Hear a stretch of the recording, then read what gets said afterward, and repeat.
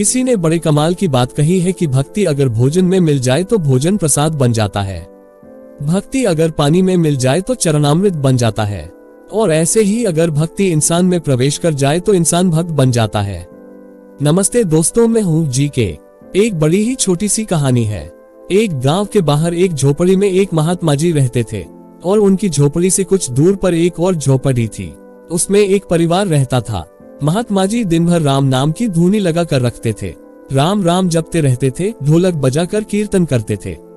और वह जो परिवार रहता था उसके मुखिया को लगता था कि इससे हम परेशान हो रहे हैं, हमें डिस्टर्ब हो रहा है।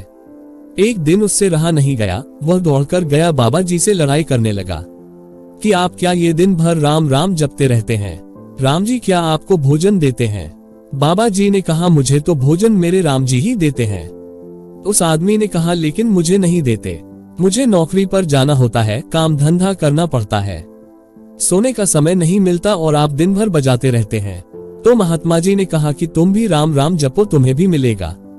इस बात पर दोनों में बहस छिड़ गई और इस बात की शर्त लगी। उस आदमी ने कहा, ठीक है फिर देख लेते हैं, आज मैं राम राम जपता हूँ और देखता हूँ कि क्या मुझे आज आपके राम जी आकर भोजन कराएंगे। मैं भोजन करूंगा ही नहीं। बाबा जी ने कहा, ठीक है। तो बाबा जी के साथ बैठकर राम राम जपने लगा।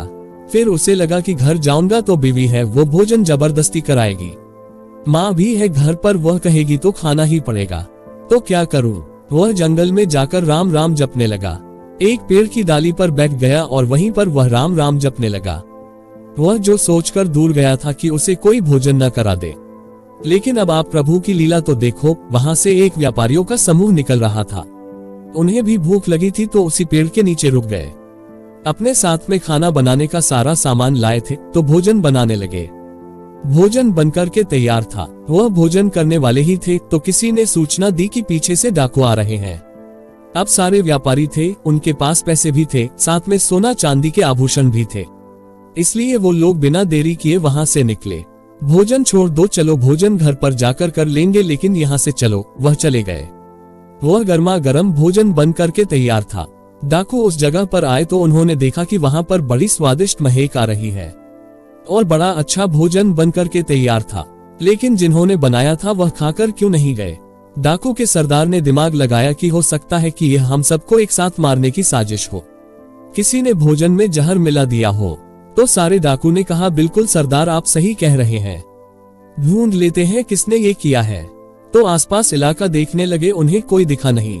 डाकुओं के सरदार ने ऊपर देखा तो पेड़ पर बैठा हुआ आदमी उसे दिख गया, जो राम राम जप रहा था लेकिन भोजन नहीं करना चाह रहा था।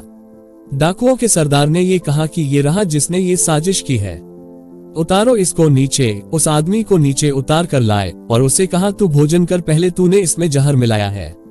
उसने कहा, नहीं मैंने नहीं मिलाया। तो डाकू बोले, तो खा कर दिखा पहले ये चख। उसने कहा, मैं यह नहीं खा सकता हूँ, क्योंकि उसने अंदर से तो प्रण ले रखा था, शर्त लगा रखी थी बाबाजी से कि मैं आज खाऊंगा ही नहीं। डाकू ने लठ मारा, बोला खा। उसने कहा, मैं नहीं खाऊंगा।